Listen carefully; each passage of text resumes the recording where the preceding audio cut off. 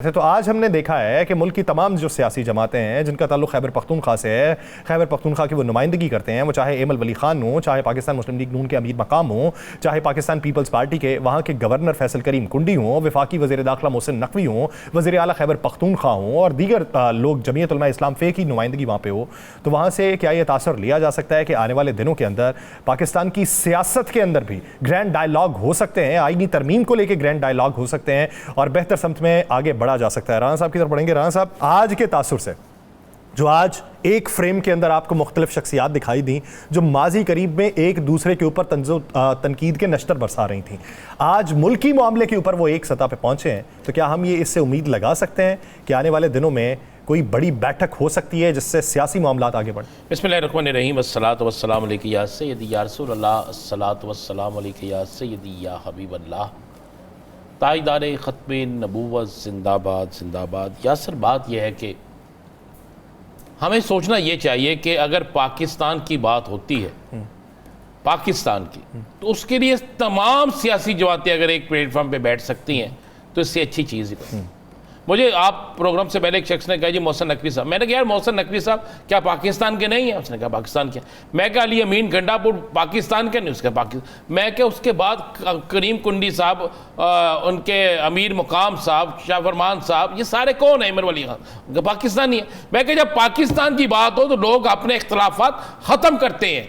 और मैं समझता हूँ कि आज का दिन अली अमीन गंडापुर ने जिस तरह सबको बुलाया और उनके बदतरीन मुखालफिन भी वहाँ पे आए, उनके सियासी मुखालफिन भी वहाँ पे आए और ये तासर दिया, और ये तासर पाकिस्तान के दुश्मनों को गया, ये तासर पाकिस्तान में दहशतगर्दी करने वालों को गया, ये तासर पाकिस्तान के अमन को सबूताज करने वालों को गया कि जनाब जब पाकिस्तान की बात आएगी तो फिर हमारे इख्तलाफात रद्दी की टोकरी की नज़र हम सब पाकिस्तान के लिए खड़े होंगे। इससे अच्छी कोई बात नहीं, इसमें कोई अना नहीं, इसमें कोई चीज़ नहीं, बल्कि मैं समझता हूँ कि ऐसा पाकिस्तान की सियासत में भी होना चाहिए, ऐसा पाकिस्तान की जमहूरी निज़ाम में भी होना चाहिए, ऐसा पाकिस्तान के आइनी निज़ाम में भी होना चाहिए। और ये आज एक बहुत अच्छा ये तासर गया है और मैं समझता हूँ इस तासर से पाकिस्तान के अंदर दहशत गर्दों को एक बहुत बड़ा जवाब मिलेगा। और यही तासर जो है,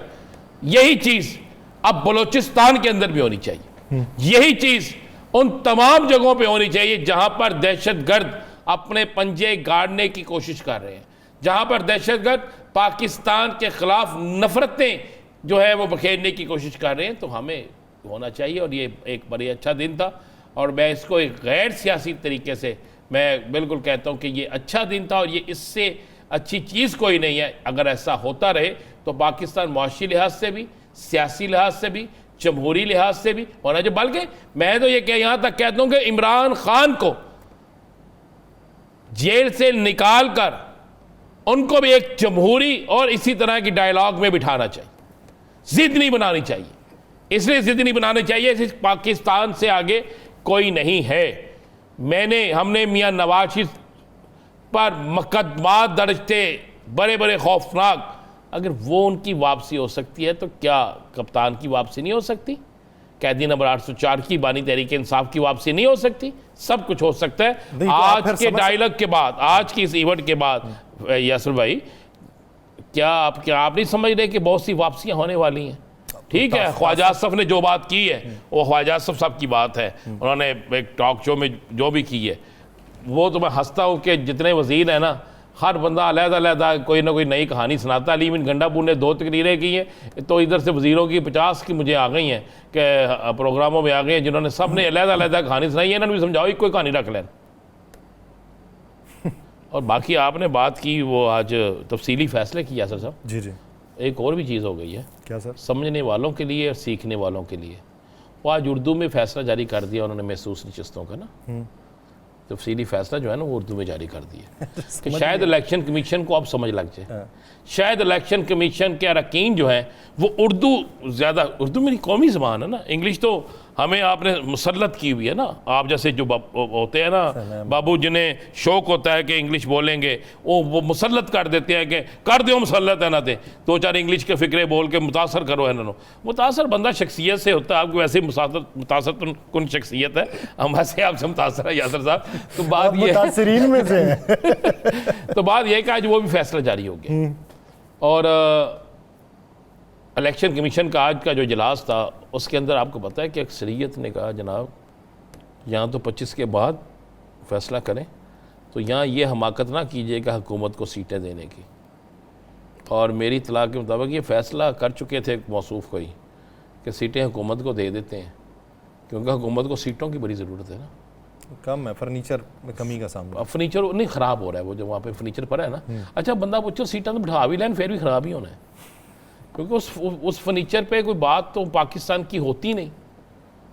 आज पहली दफ़ा मैंने, जब से हुकूमत आई है, आज पहली दफ़ा मैंने पाकिस्तान की बात होते देखा KPK में।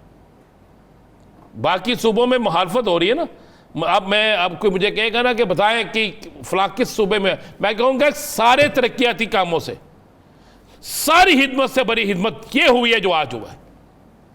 ये पाकिस्तान की बात थी ना, पाकिस्तान होगा तो यार सियासत करोगे ना, पाकिस्तान के इस्तेहकाम, पाकिस्तान के वजूद के साथ ही तुम्हारी सियासत है। और दूसरा आज बहुत बड़ा क्रेडिट है सऊदी अरब वाला। सऊदी अरब की जो कल से रात से जो टीम आई हुई है, जितने लोग इन्वेस्टर आए हुए हैं, इसमें हम हुकूमत को कोई क्रेडिट नहीं देता, मैं तो 1% भी नहीं देता, ना इसमें हुकूमत का है, इसमें पाकिस्तान के उन अदारों का है जो जिन्होंने रोल अदा किया, और साथ में सऊदी सफ़ीर नवाफ जो हैं, नवाब सईद बिन बालकी, उनको बड़ा क्रेडिट देता हूँ। सऊदी सफ़ीर जो है ना पाकिस्तान में, उन्होंने पाकिस्तान के और सऊदी अरब के हवाले से, पाकिस्तान और सऊदी अरब की मुआशी सूरत हाल के हवाले से, खासकर जब भी पाकिस्तान में सरदे अंधेरे बुरा वक्त रहते ही सदा है, क्योंकि सारे हुक्मरान खा पी गए, सलाब आए थे, आप देखें ना क्या होता है। बल्कि इसमें भी यासर बात करनी, अगर आपकी इजाज़त होगी तो वो करेंगे। आज पहले सऊदी अरब पे गाले कि हमें सलूट करना चाहिए सऊदी अरब को, हमें सलूट करना चाहिए नवाफ को बिन मालकी जो है, हमारे जो सऊदी सफ़ीर है नवाफ साहब, उनको के, और सऊदी फरमारवां जो हैं उनको, कि किस तरीके से उन्होंने ये सारा कुछ किया है। ये क्रेडिट है कि पाकिस्तान में इतनी बड़ी इन्वेस्टमेंट लाना, और पाकिस्तान खुशहाल होगा तो ये किसी सियासी जमात के लिए दुख नहीं होगा, हर सियासी जमात इसमें खुश होगी, क्योंकि पाकिस्तान की खुशहाली सब चाहते हैं। तो ये है। दूसरा मुझे एक बात बताएं, आज एक सियासी जमात की तरफ से ऐलान हुआ है कि 18 अक्टूबर को वो जलसा करने जा रहे हैं कि डैम ना बने, हम डैम नहीं बनने देंगे। क्यों? क्या डैम शख्सियत के लिए बनेगा? बताएं ना मुझे यासर साहब, किसी खास तो इस पर क्यों नहीं बोलते पाकिस्तान के ये जितने बड़े बड़े लीडर हैं, हम क्यों सुबह ये असबियत फैला रहे हैं? हम क्यों ये कह रहे हैं कि डैम नहीं बनना चाहिए? भाई डैम बनेगा तो आपको महंगी बिजली खत्म होगी ना, डैम बनेगा तो लोड शेडिंग खत्म होगी ना, डैम बनेगा तो आप सैलाब से बचेंगे ना, डैम बनेगा तो आपकी फसलें भी बेहतर होंगी ना।